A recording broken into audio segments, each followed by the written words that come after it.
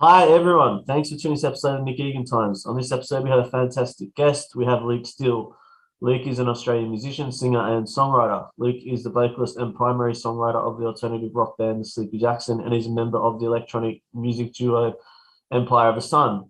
Luke just released his sensational and incredible new debut solo album called Listen to the Water.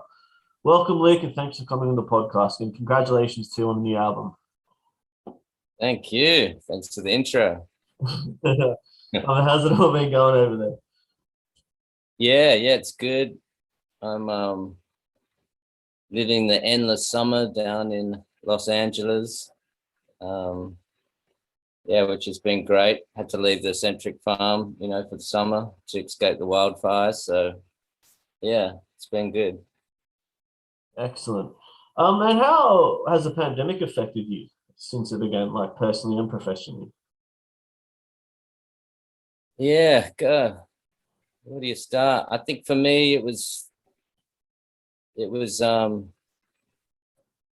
kind of cool to at the start. It wasn't cool with everyone dying and getting sick, but I think just having all the family together and just for that first part was kind of I kind of enjoyed it, not having to go on tour and just be with the family. But then it got pretty heartbreaking when Australia was closed, New Zealand was closed, and it was just my dad was sick for a bit, and it was like, am I ever going to get out of here?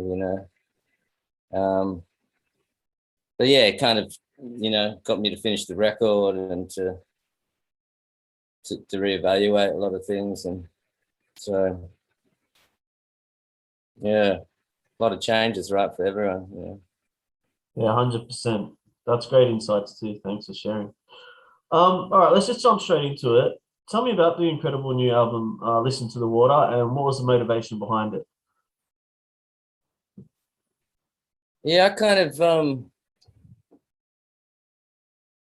I think before this record I'd done an Empire record. I did the Dreams record with Daniel Johns, and then a H3000 record, which was another group I started, and I felt like nothing was breaking through the fourth wall, to people. It kind of felt like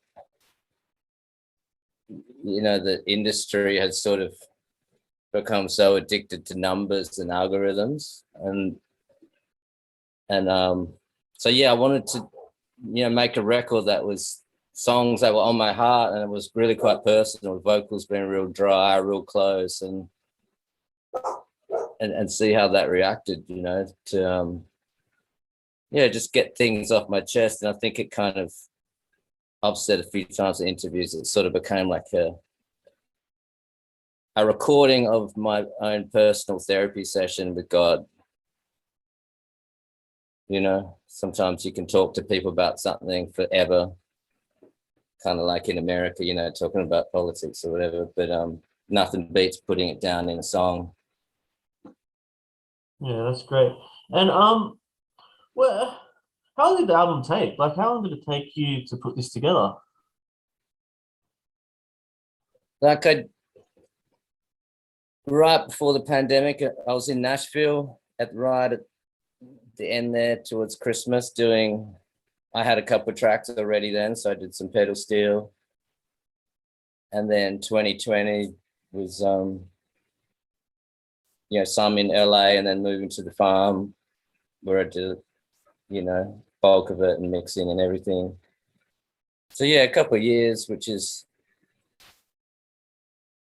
kind of fast in a way, really, when I think about it, because records are sort of like giving birth to something. You have to collect the stories, like kind of like you go out and you collect the things you're writing about, and then putting it all together. And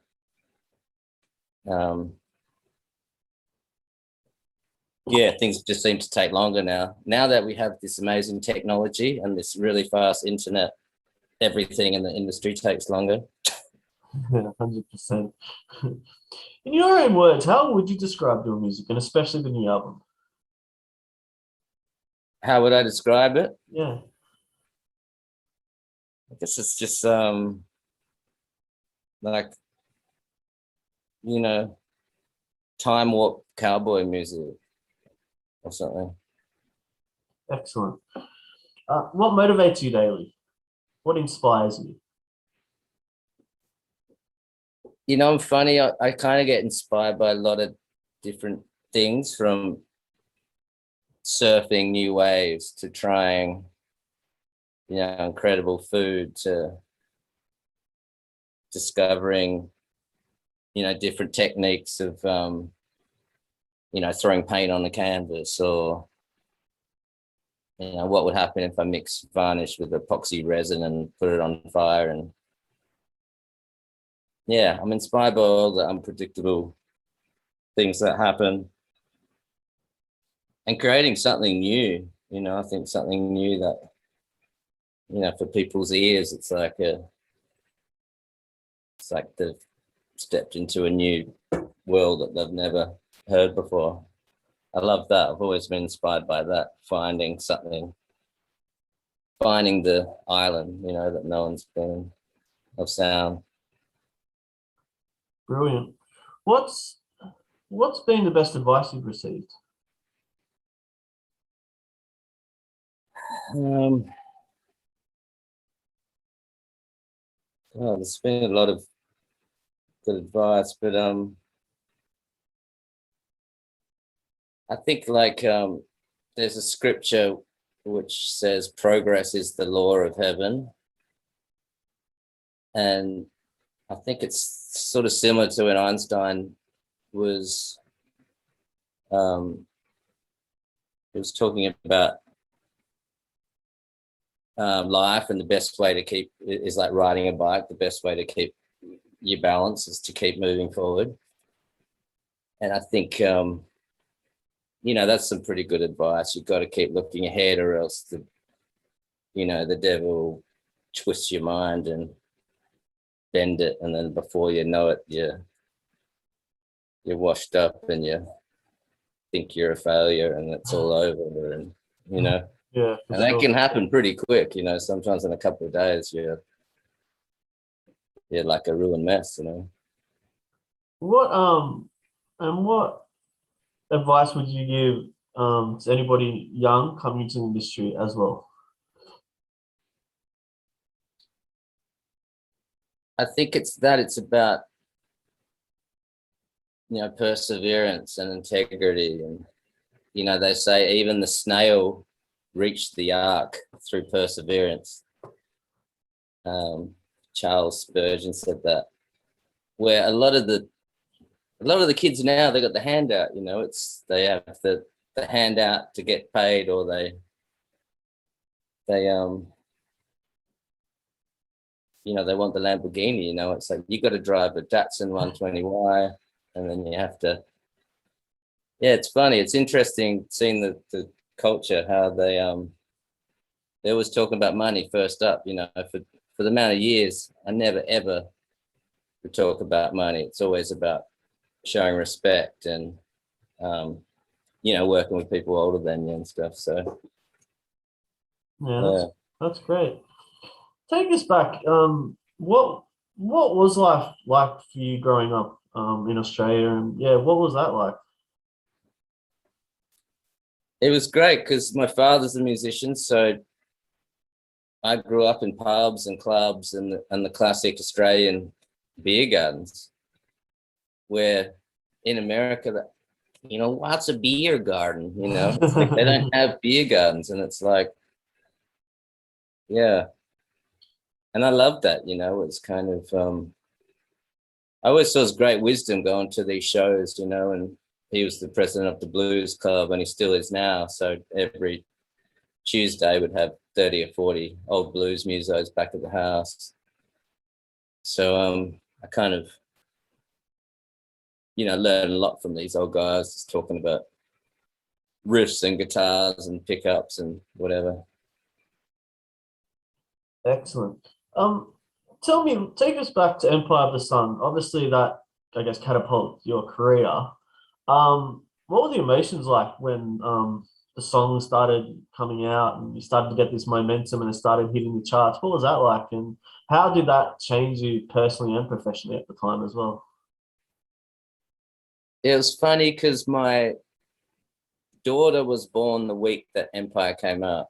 So I think now we're probably like, we've got to get this record done, and before I have a baby, you know, it's going to change. So when literally the day it came out, she was born, Sunny Tiger. So, you know, I was quite, you know, preoccupied with that, but no one can be ready for a song hitting the charts and becoming a worldwide hit. Like, it just, that's the wave that you just is unexplainable, because all of a sudden it's just, you know, we're headlining festivals in, you know, Lithuania and all around the world. And for me, you know, after spending so many years like in a caravan at the front of my parents' house, being dead broke, it kind of changed my whole perspective of, you know, being able to survive and live as a musician, which was, you know, I was right on the point where my parents and my, you know, father-in-law were kind of like, you better bring in some bacon soon, Steele, or you're out. You're gonna have to get a real job. You know, I think there's that point where there's a threshold where you've got to go for it. And luckily it happened then, because once you get a bit older, it's like, got to give that dream away, buddy. Luckily it worked out amazing for you. Yeah, thank God. I was listening to Working on a Dream the other day. It's such a banger. Like, it's such a classic. Like, I even hear it on the radio from time to time. Like, yeah, it's incredible, mate. It is incredible. Yeah, still holds up. It's amazing to hear stories people have on that record as well, you know, from getting married to, yeah, it's quite amazing. It must be very humbling too. So. Yeah, I think when you realize, like, I have those experiences with songs, you know, like, you know, we just had this big party for my wife's birthday, and the sun was going down, and we were in Santa Cruz, and we had like this red wine and all this cheese and crackers and on the beach, and it was, and you know, the soundtrack with that with Fleetwood Mac and certain songs playing, and every time you hear it, it takes you there. So I always kind of put myself in other shoes, like when people say that to you, like, your song, you know, I know what they mean. Amazing. What, have you got any tours planned for the new album? Like, is anything going on there? No, not yet. So yeah, we're kind of looking into it. I'm starting to put it together, but yeah, not right at the moment. How has the music industry, since I guess you even just got into it and started building your career to where it is now, how much has it changed? It's changed so much. It's just like, now it just feels like such a mess to me, because it's yeah, it's completely unpredictable about what has traction, what even is getting played. It's, yeah, it just feels really quite odd, you know, how so much garbage can get so much traction, you know. It's quite weird. I find it really, really strange. Yeah. And what has given you longevity? What do you believe is the catalyst that's actually given you the longevity to stay, I guess, in the game, in the industry for so long? I think humility, and probably the, you know, something like yeah, I think it's kind of being humble and realizing that you still, you know, can always grow, you know, in a way you're always a student and you're always here to serve. So it's, and lately I've been thinking a lot about conduits, you know. I'm really just a conduit, and every person on the planet has their own special effects, and we're all given a special gift. Like you have a gift, I have a gift, and the gifts that I've been given, I have to honor, you know. So that's my job, is to just keep trying to serve that gift and be a conduit, you know. Yeah, I couldn't agree more with that. I think that's absolutely spot on. You've traveled the world. Where's your favorite places you've been, or you like to go to? I love like Europe, because you know, they really know how to do a breakfast, you know, at the hotel. It's the hams and the cheeses and it's just, you know, those places like Norway and Oslo and all that, it just doesn't get any better. Like Hawaii, I love Yeah. going to Hawaii because it's just, the water's so warm and, you know, the waves are amazing. Obviously been back in, you know, the motherland and New Zealand, you know, they're always my favorite places. But yeah, it's just so many beautiful spots in the world, you know. From love all those Nordic places like Finland, and last time I played in Helsinki. Right across from my hotel was a floating boat, and I think it was called the famous Aussie Bar, and they sold meat pies and Aussie beer and kangaroo burgers. Like, what are the chances of that, right? Wow. That's crazy. That is Yeah. crazy.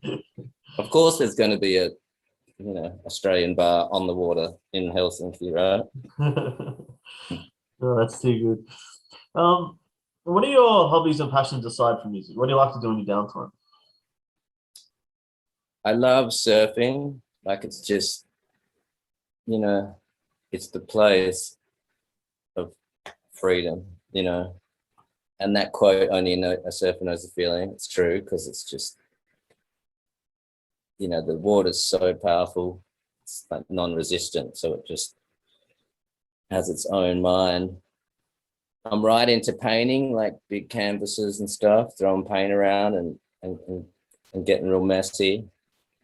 And 3D animation, that's my the last 7 years since I played at the Hollywood Bowl and I couldn't get anyone to help me with animating. I kind of just dived into it, and now I'm an animator nerd.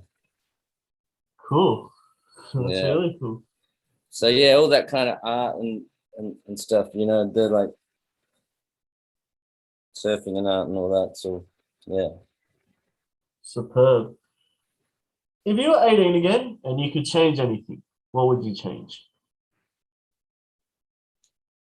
Everyone always asks this, and I always say, you know, I probably wouldn't want to change anything, because the mistakes you make as a 18-year-old, they're what build you, you know. Sure. And I was such a mess then. I was like a hungry, drug-fueled, alcoholic, Veruca Salt monster, you know, that would, you know, want the whole world, want the, you know, want the drink, want this, you know. It's just like a big fireball, you know, just who had an expiration date, and it's like, I've got to go fast and hard and just charge at this, and I annoyed a lot of people, broke a lot of things, destroyed a lot of hotel rooms and guitars and all that. But that created the drama and the thing that kind of you know, molded me and brought out certain songs and this and that. So I wouldn't tell him anything, probably to listen to God a bit more. And the thing is, he probably wouldn't listen as well. Oh, you're a funny man. Luke, thanks for coming on the podcast. I do appreciate it. It's incredible, obviously, your journey to date and the new album. And yeah, I wish you nothing but the best. Oh man, thank you. Thanks for having me. Great chatting. Yeah, definitely. You're welcome.